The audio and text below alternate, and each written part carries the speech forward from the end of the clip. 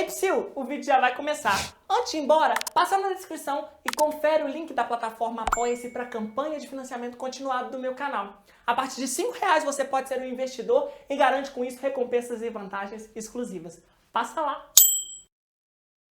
Sejam bem-vindos ao FIMUCA. Atenção para os avisos importantes. As presenças serão contabilizadas apenas através da plataforma EAD EMUFRN Online. Você pode assistir às aulas pelo Zoom ou YouTube, mas deverá acessá-las pelo link que vai estar disponível na plataforma EMUFRN Online. Os chats do Zoom e do YouTube deverão ser utilizados apenas para perguntas. Comentários inadequados serão motivos de exclusão da classe. Caso a transmissão do YouTube seja interrompida no meio da aula, volte na EMUFRN Online para pegar um novo link de acesso.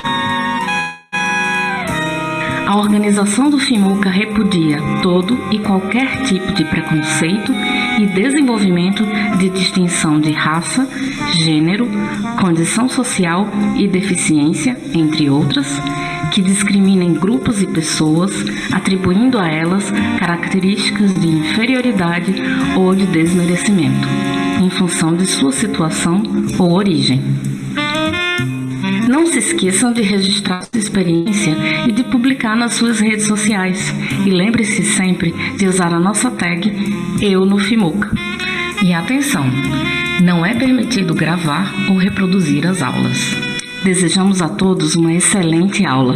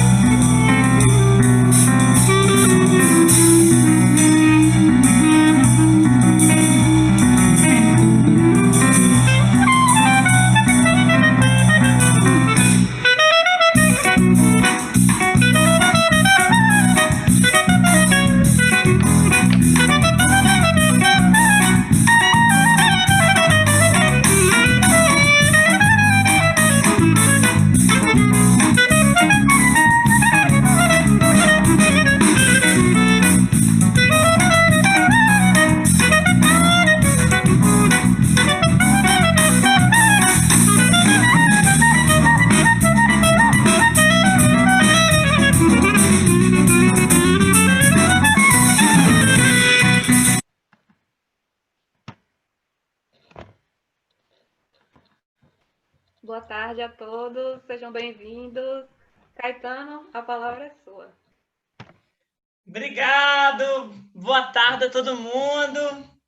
Primeiro, eu queria falar que eu estou muito feliz de estar aqui, que todos nós estarmos vivendo essa experiência num momento tão complexo, né? Tão conturbado. É um privilégio, né? Que mesmo distante a gente tem a música nos guiando, nos curando, nos mantendo conectados.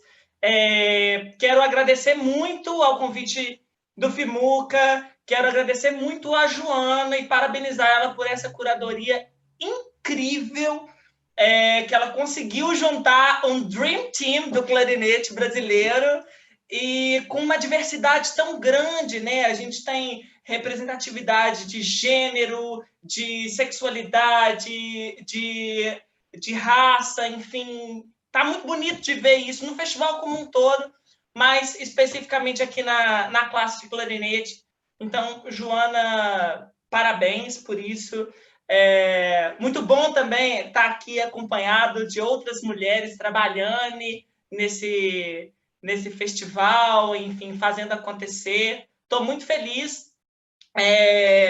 Para quem não me conhece, meu nome é Caetano Brasil, eu sou clarinetista, saxofonista e compositor de Juiz de Fora, uma cidade da zona da Mata Mineira, né? A gente fica aqui bem pertinho do Rio, inclusive as pessoas gostam de falar Juiz de Fora, carioca do Brejo, né? Porque a gente acaba estando muito mais longe da capital, que é Belo Horizonte, e muito próximo do Rio, e a gente é muito influenciado pela cultura carioca, né? Inclusive no tema que eu vou abordar hoje, que é o choro, uma missão super difícil, porque vou falar de mais de 150 anos de história em 1 hora, e, enfim, a gente estava aqui passando som, o clima estava maravilhoso, assim, a gente ouvindo um pouquinho da galera em cada lugar, e assim, a Joana falou, nossa, eu queria que cada aula durasse 3 horas, e é verdade, né? A gente está sentindo falta de estar perto e, mais uma vez, um privilégio estar aqui. Esse vídeo que vocês assistiram faz parte de um dos meus trabalhos mais recentes, que é o Cartografias, né? Que eu fiz uma pesquisa sobre música tradicional e folclórica de vários lugares do mundo, e numa busca da conexão dessas influências com os ritmos da música brasileira, com o choro especificamente, que é um pilar da minha música, da minha formação musical, da minha formação pessoal. E antes de eu começar objetivamente no tema, eu quero falar um pouco de como vai funcionar esse momento nosso, né? Essa troca de experiências. Como a gente tem um espectro muito grande, né, em se pensando o choro, eu resolvi nortear esse caminho em torno da minha experiência, né, do que eu vivenciei e vivencio dentro dessa linguagem, que já se vão aí uns 14 anos tocando choro.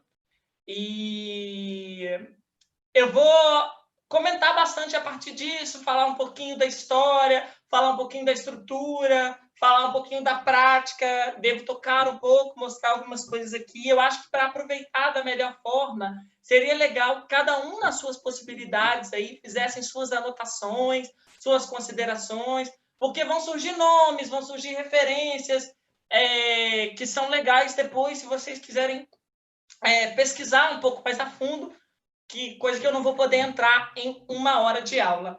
Eu deixei disponibilizado no Moodle, né, a plataforma que a gente está com conteúdo complementar aqui do FIMUCA, 3 videoaulas que eu gravei através de um edital do BDMG, que é o Banco de Desenvolvimento de Minas Gerais, sobre a história e a evolução do choro. São 3 episódios de 20 minutos cada um, onde eu abordo através da linha do tempo, né? Entendendo o choro como uma linha do tempo, nos seus mais de 150 anos de história, falando um pouco sobre os compositores, tocando, enfim, ficou um formato bem dinâmico. Quem quiser conferir, depois está lá, e depois eu vou disponibilizar um PDF também, que vai servir como material complementar aqui da nossa aula, tá? A minha relação com o choro, ela é uma relação muito basal e essencial, porque eu aprendi a tocar música com o repertório do choro. E isso tem um impacto muito grande na minha formação como músico, na minha formação como pessoa, porque o choro, além de me preparar tecnicamente para tocar várias outras coisas que eu toco hoje, fazer trabalho musical em várias áreas, ele me preparou essencialmente para escuta.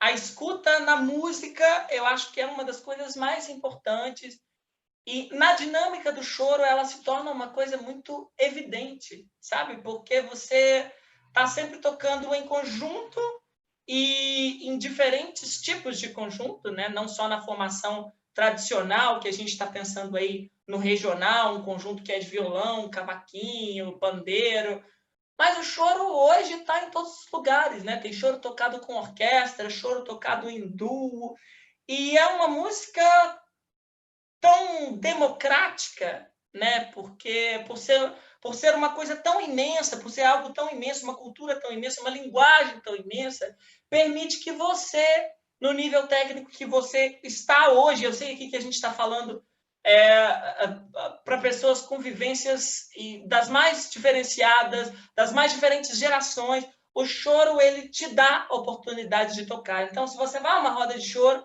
vai encontrar uma pessoa de 18, outra de 80, e eles vão tocar juntos, né? Tendo vivido coisas completamente diferentes, mas buscando as mesmas referências e buscando alcançar, dentro das possibilidades que o repertório oferece, algo que está para o seu momento, está para a sua forma de tocar e vai te permitir compartilhar música. Então, eu vou seguir falando dentro de tópicos e mostrando algumas coisas, e aí eu vou deixar uma parte aí, uns 20 minutos finais, que eu gostaria muito que vocês interagissem. Então, fiquem à vontade para mandar perguntas no chat, tá? As meninas vão me ajudar aqui transmitindo as perguntas de vocês, mas seria muito importante para essa dinâmica, né? Até para eu conhecer um pouco da vivência de vocês, que vocês trouxessem as suas curiosidades, as suas questões a partir do que eu vou falar. Como eu mencionei, o choro ele é uma cultura, uma linguagem musical de mais de 150 anos, que começa no Brasil da segunda metade do século XIX. E ele evolui, e aí é importante a gente entender evolução, diferente de melhoria, né? Ele evolui no sentido de se transforma, né? Com o tempo, com o passar do tempo. Ele evolui principalmente da mistura de 3 gêneros essenciais, que eu gosto de chamar de gêneros de importação, né? Que são gêneros que vieram da Europa e que eram danças muito populares na tradição europeia. Eu estou falando da polca, estou falando da valsa e do Scottish, né, que estão lá na base, na semente do choro, e com a música africana que era tocada nos terreiros. E essa música, o choro, que surge dessa hibridação, dessa mistura, é uma música essencialmente popular, feita pelas classes populares, para as classes populares, e alguns autores gostam de considerar o choro uma música semiclássica, né? Porque tem essa tradição europeia muito forte, né? Até hoje tem muitos traços dessa música presentes no choro contemporâneo, né? No choro que se faz hoje, mas eu gosto de pensar como música essencialmente popular, porque quem tocava choro nessa segunda metade do século XIX era a recém-formada classe popular urbana, né? Porque aí a gente vai ver que o surgimento do choro coincide com o processo de abolição da escravatura e de urbanização, da formação dos grandes centros. Então, as pessoas que se reuniam para fazer essa música eram funcionários das ferrovias, dos correios, dos telégrafos e pessoas mestiças, né? Que traziam na sua música, por essa mistura, e na sua pele, nos seus traços faciais, a mistura. Então, eu acredito que o choro, desde então, vem sendo um dos retratos mais fidedignos da nossa história, enquanto povo, enquanto sociedade e, automaticamente, enquanto música, né? Enquanto linguagem musical. Aí, pensando nesse termo linguagem musical, por que usar ele, né? Porque o choro, a palavra choro, ela pode ser entendida dentro de vários contextos de maneiras diferentes, né? Choro pode ser uma levada, um ritmo que você faz para acompanhar uma música, né? Vamos tocar um choro, toque uma levada de choro. Existe um padrão rítmico que você pode reproduzir no cavaquinho, no violão. Então, choro é um ritmo, uma levada. Choro é um gênero, porque é um estilo musical que abarca aí dentro dele vários outros subgêneros, que aí a gente vai ter mais para frente o querido Rui Alvim falando para a gente especificamente disso. Então, o choro é um conjunto de subgêneros que, na minha visão, vão se expandindo, né? Tem o choro cada vez mais abarca novos subgêneros, abarca novas misturas, que eu acho que é onde ele começa a se caracterizar como linguagem musical, que é quando a gente toca no ponto de uma forma de fazer, de ver a música. Então, eu que faço hoje um trabalho que tem muito dessas misturas, eu que tenho uma influência muito forte, por exemplo, do jazz, que é uma coisa que eu estudo muito, né? E acabo trazendo ela para minha música.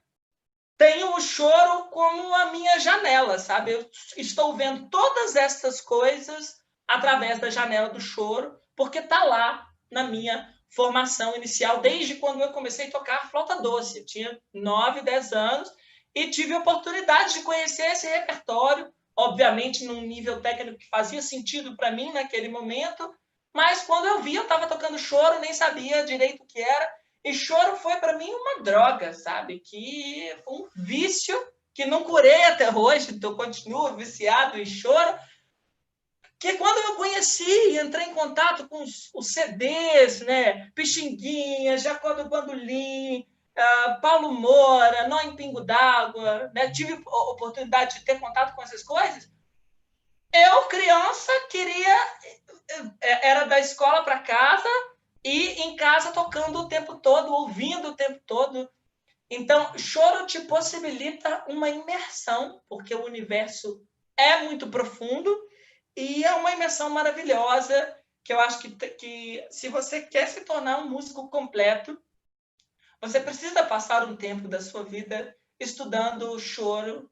Você, às vezes, não vai ser tão viciado quanto eu, mas vai te fazer muito bem se você pode passar um tempo da sua vida estudando choro.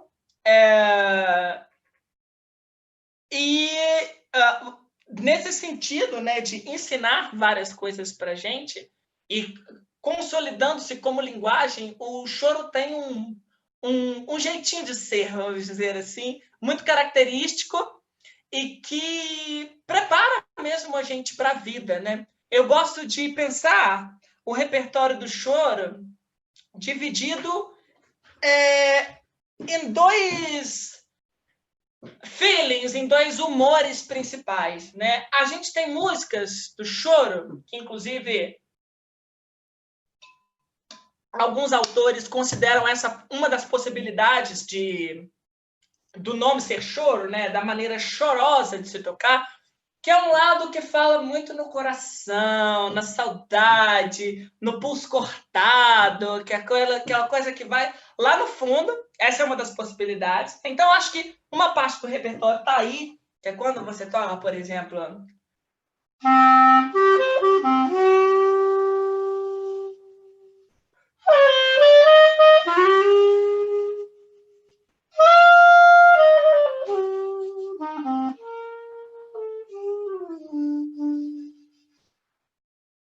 Sempre brinco que quando eu toco essa música, que se chama Ternura e é do Cachimbinho, é um ano a menos que eu vivo, porque ela suga de mim, assim. Aí, uma vez falei isso, alguém falou comigo assim, eu acho que é um ano a mais que você vive.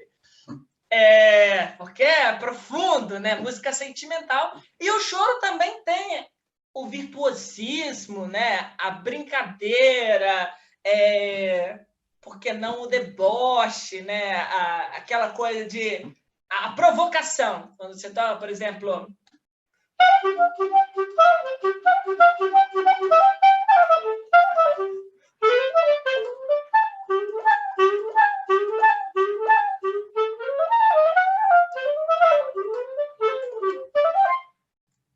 Tá te provocando, tá brincando, mexendo com os seus sentimentos num espectro muito grande, porque nós somos isso, né? O Brasil é isso.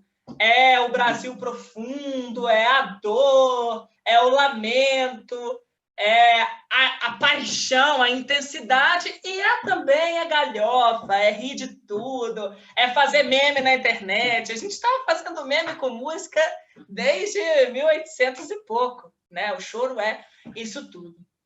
E dentro da mecânica, né, de como o choro se desenvolve, aí a gente vai ter uma parte mais técnica que eu vou abordar brevemente e que vocês vão poder conferir com mais detalhes num PDF que eu vou deixar no Moodle. Talvez daqui a pouco eu mostre até um pouquinho aqui para vocês, que é de um autor que eu gosto bastante, que é o Carlos Almada, que tem uma literatura musical aí sobre arranjo, sobre harmonia, que eu acho que também vale super a pena ser visitada, não só por nós clarinetistas, mas por todo mundo que se interessa. E ele tem um livro, que eu tenho em PDF, uma versão aqui, que não é muito grande, que se chama A Estrutura do Choro, que vai falar detalhadamente sobre o que eu vou pincelar aqui.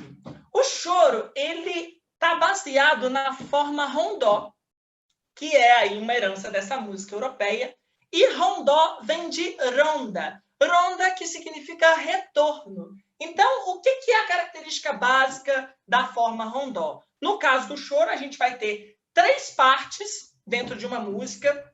Essas partes, cada uma como um capítulo de uma história, né? Cada música é como um romance completo, né? Temos capítulos diferentes, com ideias diferentes da trama, daquele enredo.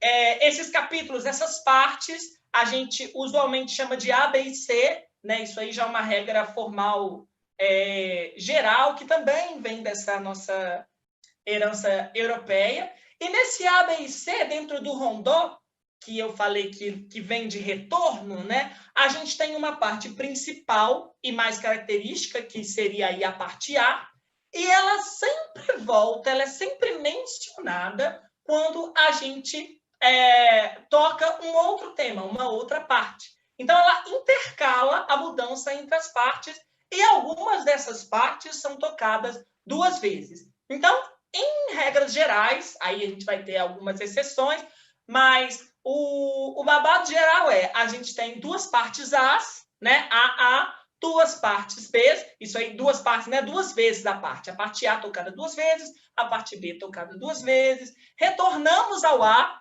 a la ronda, né? O rondó, aí voltamos ao A uma vez, vamos para o C, ou seja, esse A intercalou, B e C, vamos para o C, esse C é tocado 2 vezes, e para encerrar, retomamos a ideia do A. Então, a forma fica ABB, ACCA, a baca, né?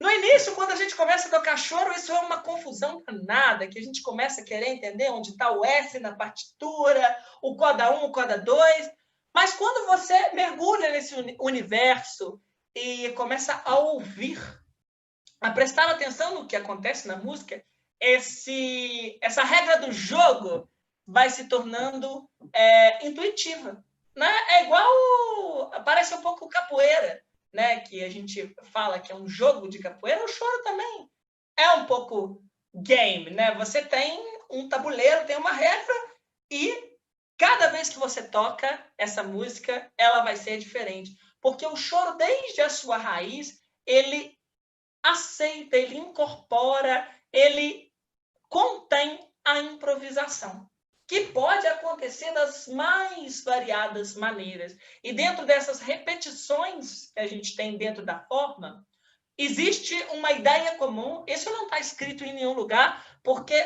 várias coisas sobre o choro não estão escritas em lugar nenhum, né? A oralidade ela é uma ferramenta essencial de transmissão dentro da linguagem do choro, muito embora, vou colocar aí nos últimos 10 anos, com mais força, né? A gente, desde o início dos anos 2000, com a escola portátil e outras ferramentas didáticas que vão sendo criadas Brasil afora, mas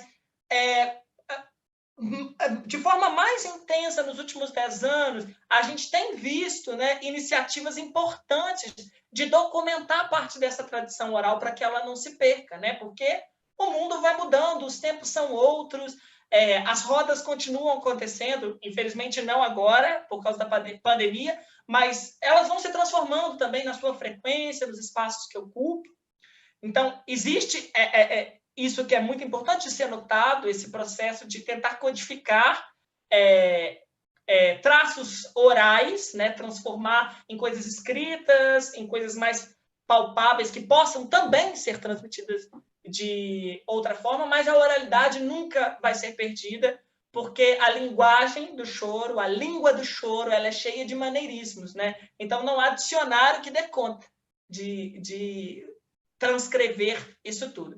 Mas estava falando que dentro dessa forma do choro, com todas essas repetições, e no diálogo com o improviso, existe uma ideia comum de que, em geral, você precisa apresentar a melodia. Nós que somos solistas, estamos tocando clarinete, precisa apresentar a melodia do choro pelo menos uma vez. Então, quando você toca o primeiro A, normalmente você está tocando a melodia, que sempre vai ser tocada com a sua voz, né? O que eu acho muito bacana e que eu acho que caracteriza muito o choro como música popular é que não existe um ideal a ser perseguido, né? Se você ouve diferentes referências do seu instrumento mesmo, diferentes clarinetistas tocando Ternura, que foi uma música que eu toquei um trechinho, cada um vai tocar de um jeito e existem muitas formas maravilhosas de tocar. Então você vai tocar a melodia, você já está interagindo com ela, porque a partitura não dá conta de mostrar o que você está fazendo, a sua interpretação. E depois que essas partes se repetem, você sempre pode interferir nela, improvisando, que pode partir desde pequenas variações melódicas até como se usa fazendo jazz, por exemplo, que é o que a gente chama de coros, né? Que quando você pega a harmonia da parte de uma música e cria livremente sobre ela. O choro tem mais traços importantes aí dessa tradição europeia no seu formato, que são as quadraturas, né? Dentro de cada parte, inusual, normalmente a gente tem 16 compassos. Esses 16 compassos são divididos em 4 frases de 4 compassos.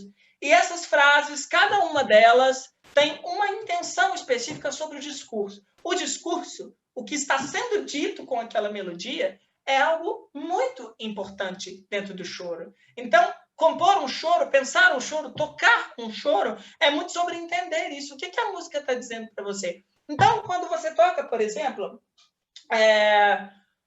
proezas de solo, você consegue dividir muito nitidamente essas 4 frases. Por exemplo, você começa com uma ideia inicial, onde você tem...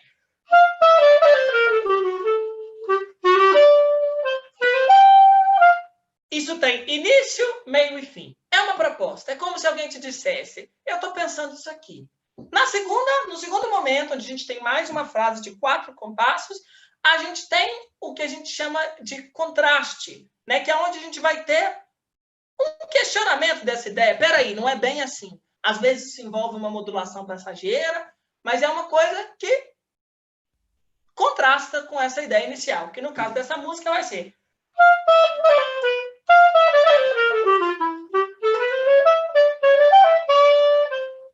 Depois a gente tem a retomada da ideia inicial nos próximos 4 compassos.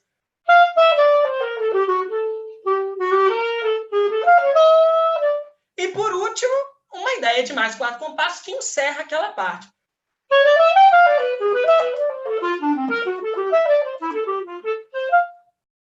Formamos um capítulo da história. E se você for para o segundo e para o terceiro, temos a mesma estrutura.